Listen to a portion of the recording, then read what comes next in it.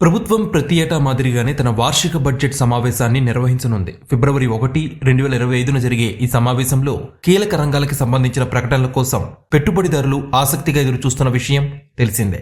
అయితే మోదీ సర్కార్ 2025 వార్షిక బడ్జెట్లో ఏ రంగాలపై తన ఫోకస్ కొనసాగించబోతుంది అనే ఆసక్తి అందరిలోనూ కొనసాగుతున్న విషయం తెలిసిందే. దీనికోసం దేశీయ ఈక్విటీ ఇన్వెస్టర్స్తో పాటు గ్లోబల్ ఇన్వెస్టర్లు సైతం పరిశీలిస్తున్నారు. అమెరికా అధ్యక్షుడిగా డొనాల్డ్ ట్రంప్ బాధ్యతలు చేపట్టిన వేళ మార్కెట్ల పనితీరు ఎలా ఉంటుందనే అంశం పెద్ద చర్చకు దారితీస్తోంది.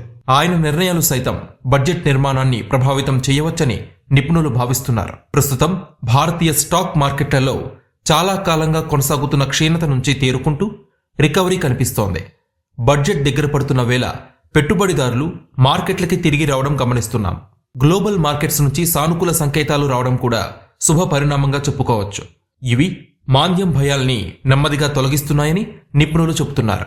అమెరికా మార్కెట్లలో కొనసాగుతున్న బూమ్ భారత మార్కెట్లకి వెన్నుగా నిలుస్తోంది. అలాగే ఇజ్రాయెల్ హమాస్ మధ్య కాల్పుల విరమణకి జరిగిన ఒప్పందం కూడా అంతర్జాతీయ మార్కెట్లకి మద్దతుగా నిలుస్తోంది.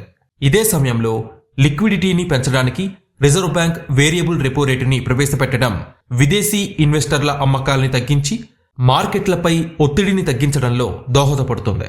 అయితే ఎఫ్ఐఐల నుంచి అమ్మకాల భయాలు మాత్రం ఇప్పటికీ కొనసాగుతూనే ఉన్నాయి. ప్రధానంగా small and mid cap category షేర్లలో తిరిగి రికవరీ కనిపిస్తోంది. పెద్ద ఆందోళన కలిగిస్తున్న అంశం మాత్రం పడిపోతున్న రూపాయి మార్కపు విలువేనని మాత్రం ఒప్పుకోక తప్పదు.